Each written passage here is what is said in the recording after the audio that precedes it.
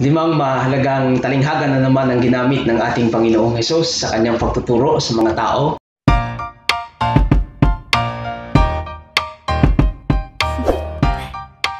Do you wanna know? Una, ang talinghaga tungkol sa mustasa, the parable of the mustard seed. Pangalawa, yung talinghaga tungkol sa pampaalsa, the parable of the yeast. Pangatlo, talinghaga patungkol sa natatagong kayamanan, o the parable of the hidden treasure. Pang-apat, talinghaga patungkol sa lambat, the parable of the net. At isa pa, ang talinghaga patungkol sa perlas na mahalaga, the parable of the pearl. O magkabaliktad yun sa sequence dito sa ating Biblia. Muling ginamit ng ating Panginoong Hesus sa kanyang pagtuturo ang mga talinghaga na may kaugnayan sa kanilang pang-araw-araw na karanasan. Ang araw-araw na karanasan ng tao. Iniuugnay ng ating Panginoong Hesus ang mga talinghagang ito, ang mga kwentong ito sa kanilang personal na karanasan upang mas maiakma at madali nilang maunawaan ang pagpapakahulugan o anuman yung kanyang itinuturo sa kanila, lalo tigit sa kanyang pagtuturo sa kaharian ng Diyos, kahalagahan ng kaharian ng Diyos, at kung paanong binibigyan kahulugan ng ating Panginoong Hesus ang kaharian ng Diyos o kaharian ng langit, sapagkat maging sa Ebanghelyo ni Mateo, ginamit niya hindi ang kaharian ng Diyos, bagkus mas binigyan niya ng pansin yung kaharian ng langit. Although magkaparehas lamang ang pagpapakahulugan nito, sapagkat nagkaiba lang sa mga tagapakinig, lalo tigit ng apat na manunulat, si Mateo, si Marcos, si Lucas at ni Juan. Dahil mga Hudyo ang tagapakinig ni Mateo, mas binigyang pansin niya ang paggamit ng kaharian ng langit. Instead of using the kingdom of God, mas binigyan niya ng pansin ang paggamit ng kingdom of heaven. So in these parables used by Jesus, He likened the kingdom of heaven through these parables. Yung limang parabola na batayang teksto natin ngayon. The glimpse of the kingdom of heaven had been inaugurated by Jesus, not only by His teachings but through His earthly life and ministries. Bahagi yan sa buhay ng ating Panginoong Hesus. Di lamang sa kanyang pagtuturo, kundi maging sa kanyang pang-araw-araw na ginagawa. Binigyan niya ng buhay at binigyan niya ng kahulugan yung kaharian ng langit sa pamamagitan hindi lamang ng kanyang pagtuturo, kundi sa pamamagitan ng kanyang buhay. His life dedicated to God and people made a distinction between the kingdom ruled by men and the kingdom ruled by God.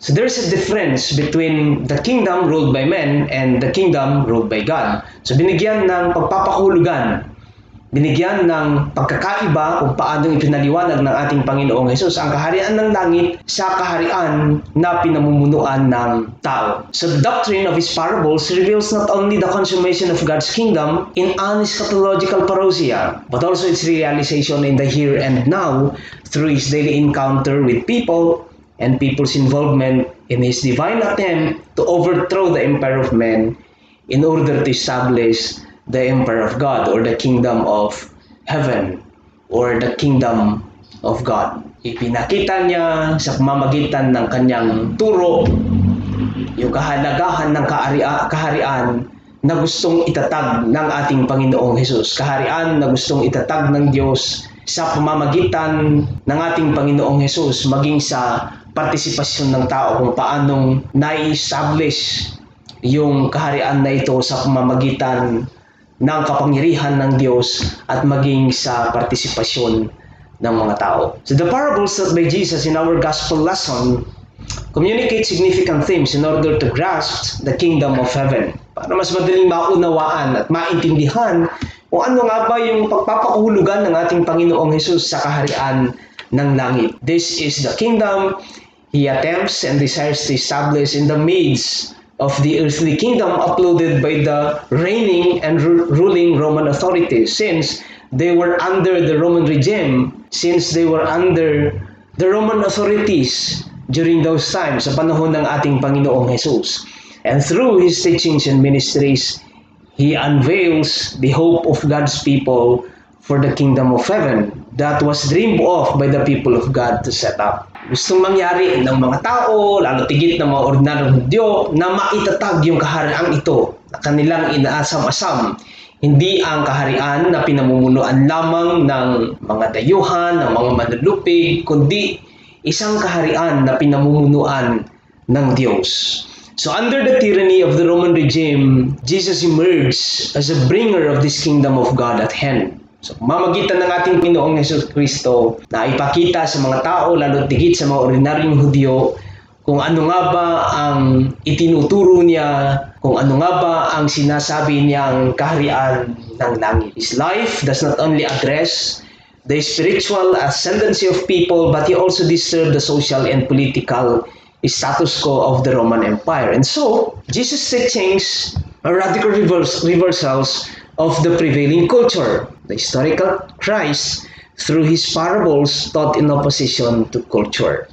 Lalo tigit sa kultura ng opresyon, sa kultura ng kawalang hustisya, sa kultura ng walang pagkakapantay-pantay, binibigyan ng halaga ang kanyang katuruan sa pamamagitan ng talinghaga na ang kaharian ng Diyos, tinitingnan niya ang pagkakapantay-pantay, binibigyan pagpapahalaga niya ang pagkakapantay-pantay, lalo tigit yung pagkalinga at pagbibigay ng pagpapahalaga sa mga aba, sa mga walang-wala, sa mga nasa laylayan ng lipunan, lalo tigit sa mga ordinaryong Hudyo sa panahon ng reign ng Roma. The kingdom of heaven negates the prevailing authority of the powerful in the empire ruled by men. It rather validates the power of the small, insignificant people to permeate beyond expectation. The mustard seed and the yeast are perhaps insignificant, at least in size.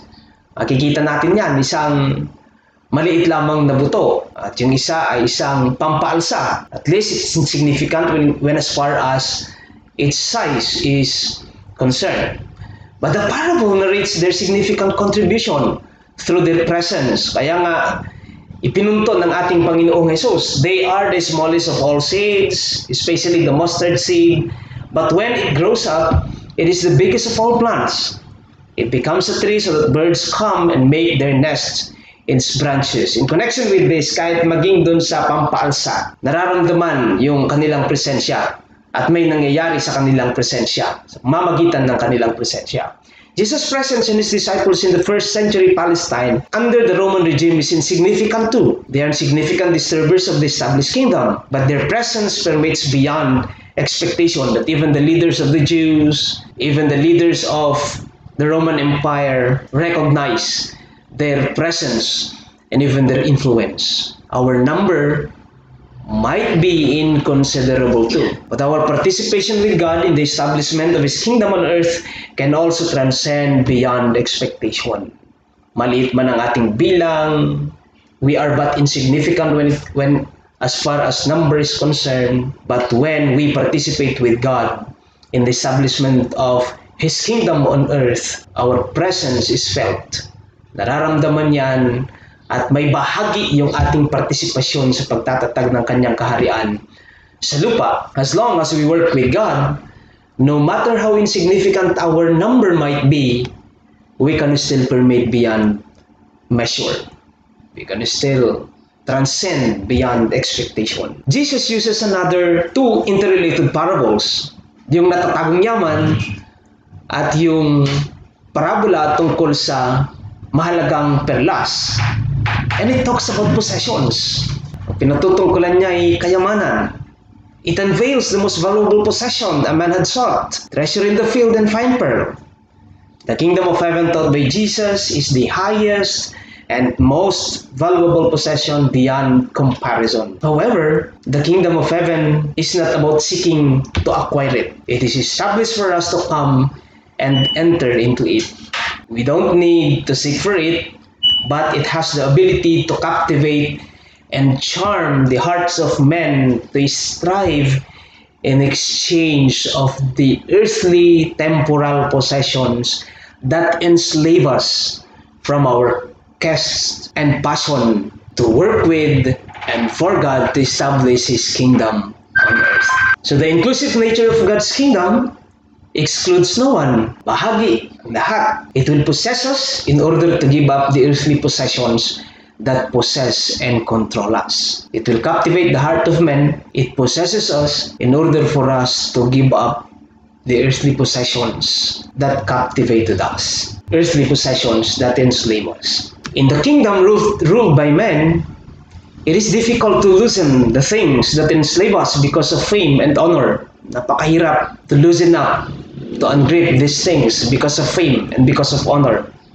But the kingdom inaugurated by Jesus allows us to ungrip what seems to be valuable, earthly possessions, in order to revel at the highest and most significant possession God has ever prepared for us from the very beginning, and that is the kingdom of heaven. To give up something in order to gain something becomes a considerable principle. Natututunan natin na bigyan ng pagpapahalaga kung ano nga ba dapat ang prioridad at pinakamahalaga sa buhay na ipinagkatiwan at ipinagkaloob ng Diyos sa ating lahat. So the parable of the net, on the other hand, projects the annihilation of evil and the establishment of the kingdom of heaven. While the weeds and wheat grow together in our previous gospel lesson in Matthew chapter 13, verse 24 to 30 and 36 to 43, the separation of the good ones and worthless ones reveals the disassociation of good from evil. Pili kung ano yung mabuti at maganda sa kung ano ang hindi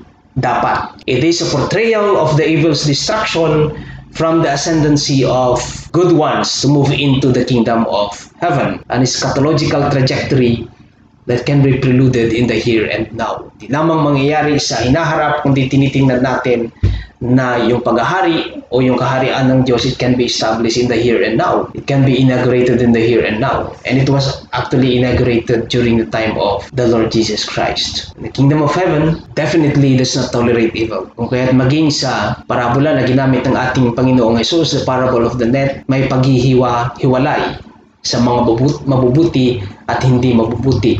The separation of the good ones and the worthless ones. While good prevails on the one hand, evil is destroyed on the other. While the dichotomy of good and evil exists, evil ends while good remains. So the establishment of the kingdom of heaven is not solely an affair of God in the end times. Lagi nating isipin na ang paghahari ng Diyos o ang kaharian ng langit ay hindi lamang maitatatag sa panghinaharap, hindi lamang na itatatag sa panghinaharap na estado, kundi ang kaharian ng Diyos, kaharian ng langit ay una nang itinatag ng ating Panginoong Jesus. It has been inaugurated by the Lord Jesus Christ, but it is not only an affair of God. The establishment of His kingdom on earth is not only the affair of God. It requires or it demands the participation of man in the establishment of this kingdom.